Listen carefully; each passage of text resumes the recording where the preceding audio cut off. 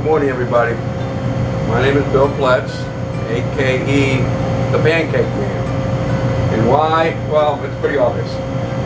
I do pancakes and potatoes and sometimes other stuff every Sunday morning here at the shelter for, oh gosh, a long time, 18 and a half years or so. I became aware of the place through Mount Pisgah Church in Greentree. There was a couple very dear church friends that were involved, that were staff members at Mount Pisgah, board members, excuse me. And we visited, they had guys visit Mount Pisgah, and I became aware of what a great program it was running. After about 2 years of mulling over it and dragging my feet, I decided to come down and give it a chance. I was a little apprehensive. I'm not a great chef, but it worked. I remember my first visit here. I kept asking, can I do this? Can I do that? Can I do this? Can I do that? And basically, everything was yes. Mm-hmm. You can do anything. You know, anything you want. It was fine. The accommodations were just absolutely wonderful. And I got started. After a few rough weeks, rough years, I became more comfortable. It's really, the enjoyment was always there, but the enjoyment increased. Every Sunday, the enjoyment increased. And it kind of became my mission. Not only to provide a meal, if you don't mind, let me flip while I'm talking, with the guys every Sunday morning, on a mission to interact with them. And lo and behold, I formed friendships with several of the staff members, Walter Welp specifically. And every Sunday morning, to me, was not work. It was coming and bonding with friends. And I hope to continue it for as long as I physically can. The shelter seems to keep getting better, keep providing better services to the guys. And the little I do, the one meal a week I do, seems trivial when I see all the great things that Jay and Will and Dano and all the staff guys do. So, can't think of anything else to say. I thank you all. And I encourage, if you're sitting there thinking that you can help Mount Pleasant Valley in any way, please do. Call, talk to Jay. They're just so accommodating, and it's amazing. And the warmth you get will stick with you a long time. Thank you very much.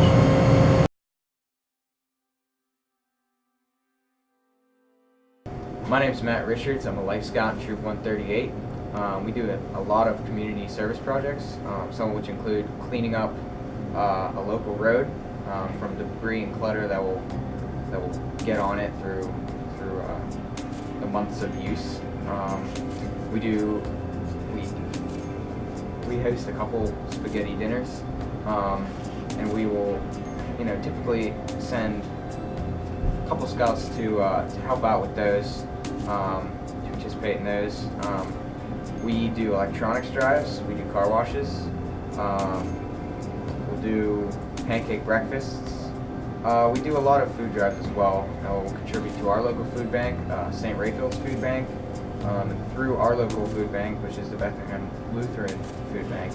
They'll bring stuff here and help out you too.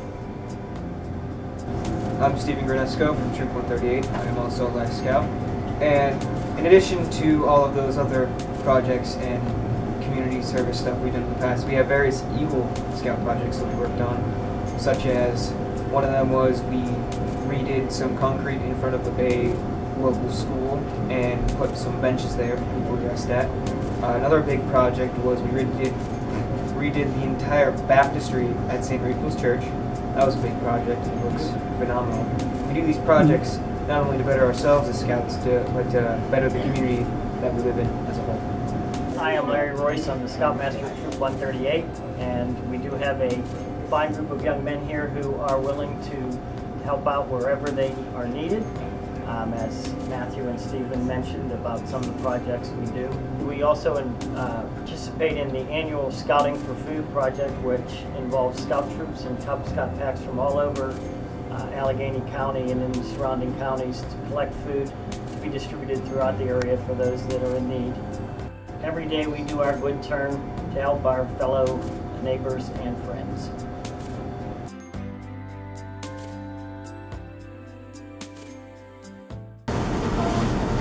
I volunteer primarily because being a Christian is what Christ has asked us to serve one another, to love one another, and there's no better way of doing it than serving those who are in need. One of my best memories was many years ago helping a lady not too far from here up on Federal Street. We were delivering her a bed, and she didn't have anything other than a kitchen chair, a small table, and a Bible there, and that was the first time I was helping. And she had newspapers on the floor, and later on I realized that was her covers.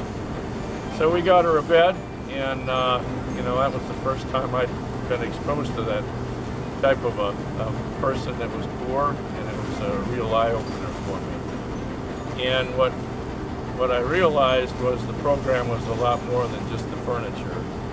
As I left, she said to Chuck, she said, if there's anything I can do for you, make sure you let me know. And he said, will you give me a hug?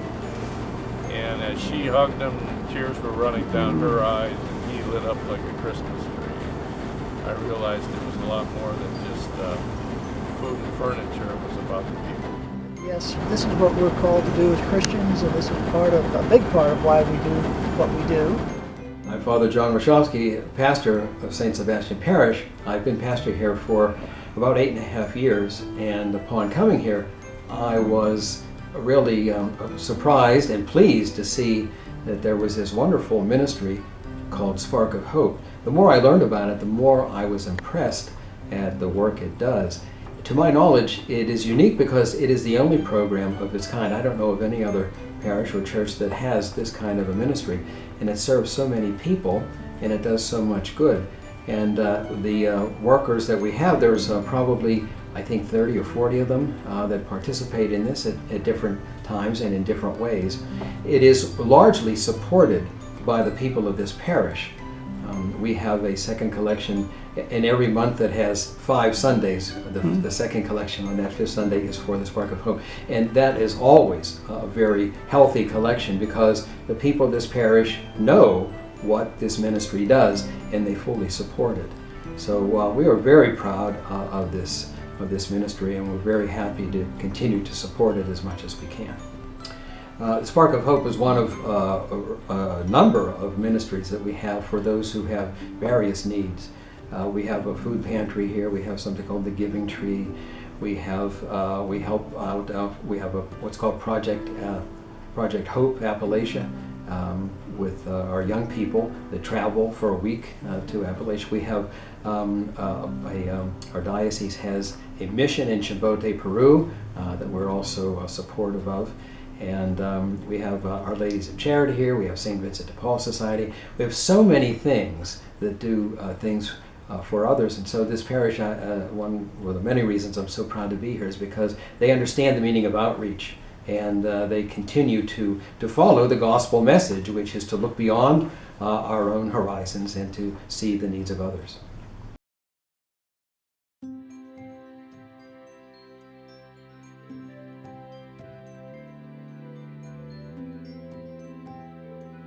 Hi, my name is Kathy Battle, and I'm the Executive Director of Western Pennsylvania Diaper Bank.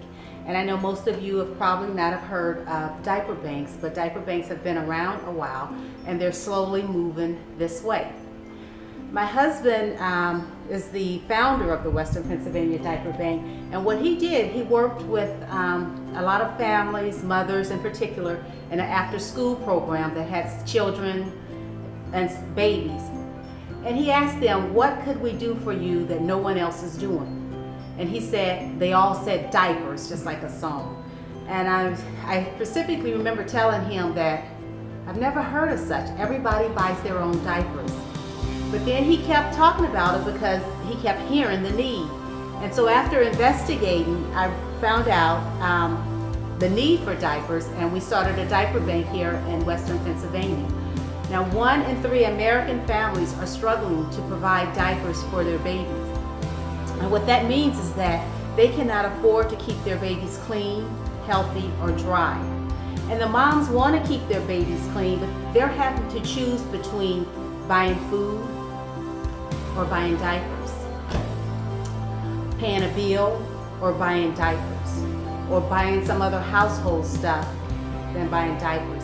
And diapers are a basic necessity, just like their food, their clothing, and their shelter, but yet there's no government assistance for diapers. 10% of the families below poverty level here in Western Pennsylvania.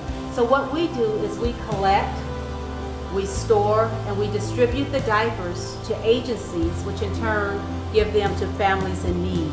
We do all social service agencies, churches, daycares, anyone that deals with their babies and their families. This is our 4th year of running. Our first year, we gave away 16,000 diapers. Our second year, around 56,000. Last year, it's 105,000. And this year, we're on target to give away 250,000 diapers. We hold diaper drive in businesses, in schools, any office, the hospital, anywhere there's a gathering of people, we hold diaper drives. And if it's 10 diapers or if it's 2,000 diapers, it'll help the diaper bank. So with that being said, I'm just asking you to donate and help the Western Pennsylvania Diaper Bank. We order our diapers wholesale. We order them through jet.com, which President Obama this year endorsed the diaper banks, and he encouraged communities, corporations to get behind their diaper banks to help the babies in their community.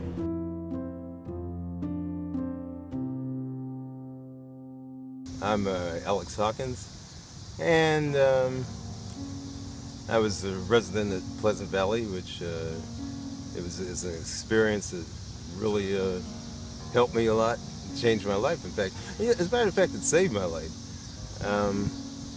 And it's my pleasure to be selected as the Achiever of the Year. That's like, it really makes me feel good.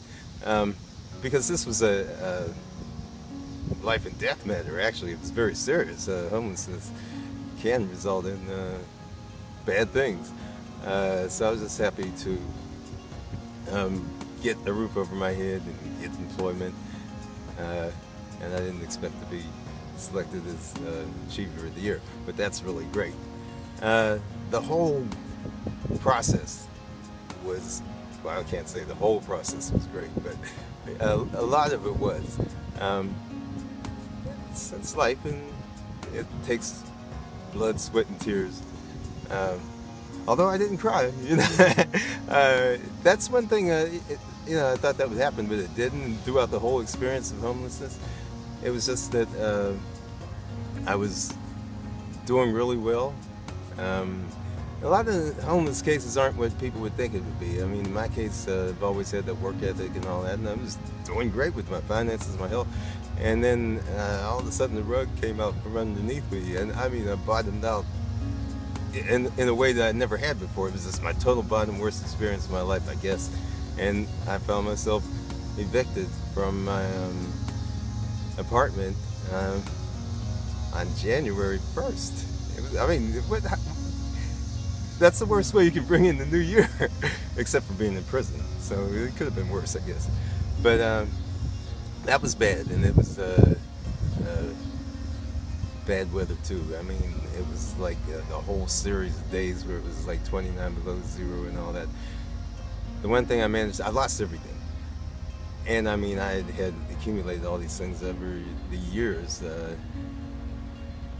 And the one thing I did manage to hold on to, which probably helped to keep me around, was my car. So I slept in the car. The work ethic led me to job seeking, and then I got a job at Family Dollar. That was right down the street. So that was really good, because a job close by like that, it makes a big difference.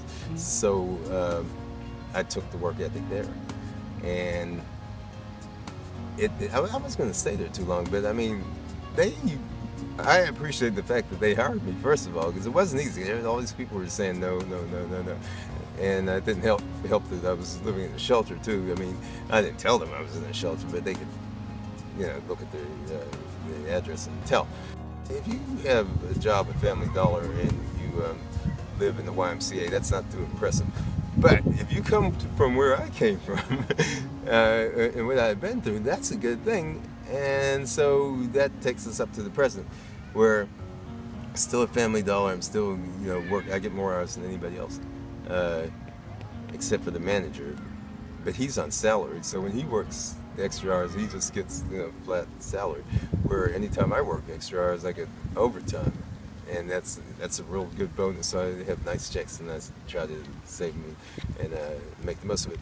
So that leads me to the future. But I do need to say that I guess I mentioned this before. If it hadn't been for the churches, I mean, there were Abiding Faith Ministries was very helpful, and they're still very helpful. I'm a member of them. But if it hadn't been for Northside Common Ministries, then I don't know where I'd be now. I mean, it's a good thing that there's somebody who cares, more so than a lot of government people.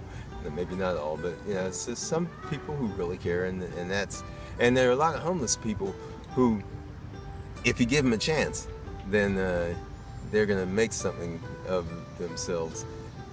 Some people had already made something of themselves, and they ran in hard times, and these people too. If you give them a chance, it'd be a terrible waste. I mean, somebody who would be a productive element and nobody cares, and then they wind up just eaten up by the system. So that's a good thing, and I'm very grateful to Northside Common Ministries for that.